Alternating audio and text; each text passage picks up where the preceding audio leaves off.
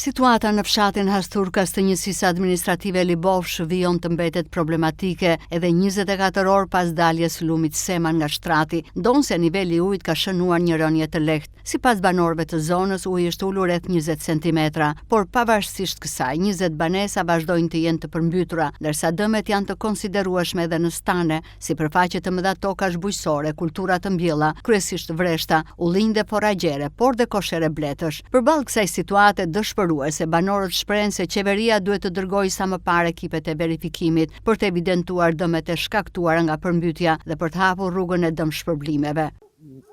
Kam 1 hektar me elb, edhe sa koshere blete, 15 koshere blete. Nuk arrita se kur morën vesh që po vinte ujit, u mundova që të ngre plashkat brenda të shtëpia. Frigorifer, ato gjëra, plashkat e shtëpisë. Kur na erdhi ujit këtu, që po na hynte këtu, ujit në hobor këtu. Atëherë pam që po tash ne presim po. Se sa do bëhet kjo punë, nuk di më gjë. Po dëmi unë këtu kam 70 ullim tokë, të mbjell me ato të sezonit që janë tërshërat, gruri, jonçat, gjitha i kam të përmbytura komplet. Niveli ujit aktualisht ka filluar që mëra me të rënë. Kam mbetur pak tokë e zbuluar, kam qurë blektorin që po kullohet pak aty se marrëm pak, domethënë baza ushqimore në unjom. Jo plotësisht, po unjom. Edhe jemi në një situatë që nuk e dim çfarë do bëhet, se s'ka dhe ku gjendet baza ushqimore. Në këtë sezon tani, në këtë periudhë tani nuk e gjen dot më. Patjetër, nuk diskutohet, sytë të qeveria i kemi. Nga ajo duhet mbështetje. Ku ti kërkojmë tjetër gjë mbështetje.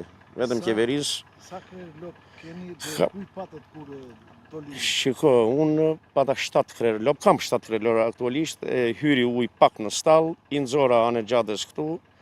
E kupton, baza ushqimore që ishte në nivel si më i ulët, ajo urejt një pjesë atje, edhe nga i dëm në blektori nuk pata. E kupton që të jo ngordhe jo këte në të atje, po ja që Bletët janë brenda, po të shkojmë aty te porta aty ka dalë disa koshere, ka dalë në rrugë aty, po të shkojmë dhe që këtu duken ato. Koshere në bletë, çfarë them unë, çfarë do flasë me.